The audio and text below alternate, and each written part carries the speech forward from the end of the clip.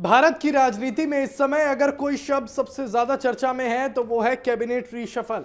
दिल्ली के सियासी गलियारों से लेकर सोशल मीडिया की बहसों तक हर जगह एक ही सवाल गूंज रहा है कि क्या प्रधानमंत्री नरेंद्र मोदी अपनी टीम में एक बार फिर बड़ा बदलाव करने जा रहे हैं। और अगर ऐसा होता है तो ये सिर्फ एक प्रशासनिक बदलाव नहीं होगा बल्कि आने वाले राजनीतिक भविष्य की दिशा तय करने वाला कदम माना जाएगा।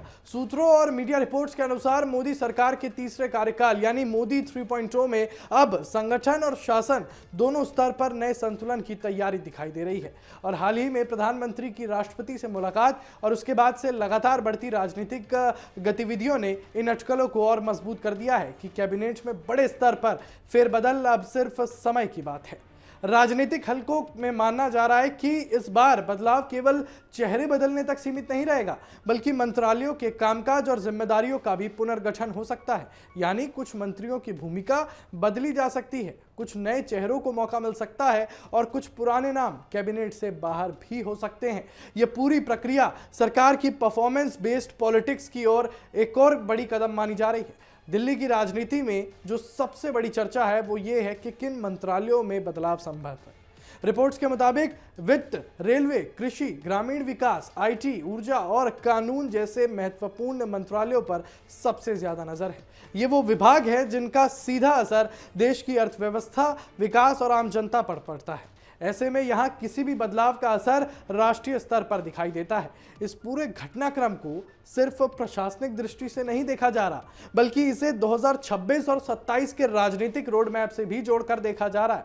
और विशेषज्ञ ये भी मानते हैं कि मोदी सरकार अब एक ऐसे चरण में है जहां वो अपनी टीम को और ज्यादा चुस्त, प्रभावी और परिणाम आधारित बनाना चाहती है। और यही वजह है कि कैबिनेट में परफॉर्मेंस रिव्यू मॉडल की चर्चा तेज है, जिसमें अच्छा प्रदर्शन करने वालों को और बड़ी जिम्मेदारी मिल सकती है और कमजोर प्रदर्शन वालों की भूमिका सीमित हो सकती है। इस बीच एक और बड़ा पहलू सामने आया है, राज्यों का प्रतिनिधित्व।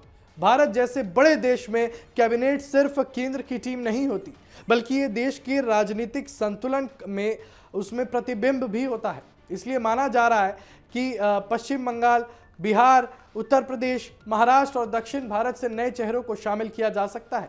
इसका उद्देश्य ये भी है कि संगठन और सरकार के बीच संतुलन और मजबूत हो सके।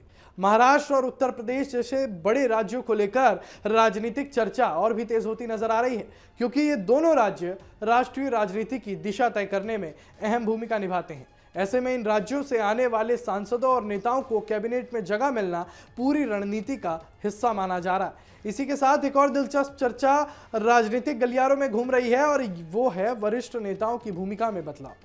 कुछ रिपोर्ट्स ऐसे संकेत देते हैं कि कुछ मौजूदा मंत्रियों की जिम्मेदारियों को बदला जा सकता है या उन्हें संगठन में शिफ्ट किया जा सकता है। इसका उद्देश्य सरकार और पार्टी के बीच तालमेल को और मजबूत करना बताया जा रहा है। अब सवाल ये उठता है कि क्या ये सिर्फ एक रूटीन कैबिनेट बदलाव है या इसके पीछे कोई बड़ा राजनीतिक संदेश छिपा है।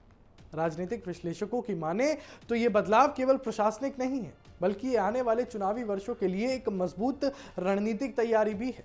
और सरकार चाहती है कि उसके पास एक ऐसी टीम हो जो तेज निर्णय ले सके, योजनाओं को तेजी से लागू कर सके और जनता तक उसका असर सीधा पहुंच सके। इसके अलावा यह भी चर्चा है कि प्रधानमंत्री मोदी की टीम में कुछ नए युवा चेहरों को भी जगह मिल सकती है। यह बदलाव भारतीय राजनीति में एक नई पीढ़ी को आगे लाने की दिशा में भी देखा जा रहा है। इससे सरकार को नई ऊर्जा और नए विचार मिल सकते हैं जो आने वाले समय में नीतियों को और प्रभावी बना सकते हैं। राजनीतिक विशेषज्ञ ये भी मानते हैं कि कैबिनेट बदलाव केवल सरकार के अंदर का मामला नहीं होता बल्कि इसका सीधा संदेश विपक्ष तक जाता है। ये संकेत होता है कि सरकार खुद को लगातार अपग्रेड कर रही है और अपने प्रदर्शन को और बेहतर करने की दिशा में काम कर रही है। अब इस पूरे माहौल में एक बात साफ है कि दिल्ली की राजनीति एक बार फिर बड़े बदलाव के मुहाने पर खड़ी है। मंत्रालयों के नाम, जिम्मेदारियों की संरचना और नेताओं की भूमिका सब कुछ आने वाले समय में बदल सकता है। अब नजरें इस बात पर टिकी हैं कि संभावित कैबिनेट बदलाव कब तक सामने आता है और इनमें किन किन चेहरों को नई जिम्मेदारियां मिलती हैं। क्योंकि भारत की राजनीति में हर बड़ा फैसला सिर्फ एक प्रशासनिक कदम नहीं होता बल्कि आने वाले वर्षों की राजनीतिक कहानी की शुरुआत होता है। और यही वजह है कि आज हर राजनीतिक गलियारे में सिर्फ एक ही चर्चा है कि क्या मोदी 3.0 में सबसे बड़ा सिस्टम रीसेट होने जा रहा है। समय इसका जवाब देगा, लेकिन संकेत साफ है कि खेल बड़ा है और तैयारी उससे भी बड़ी।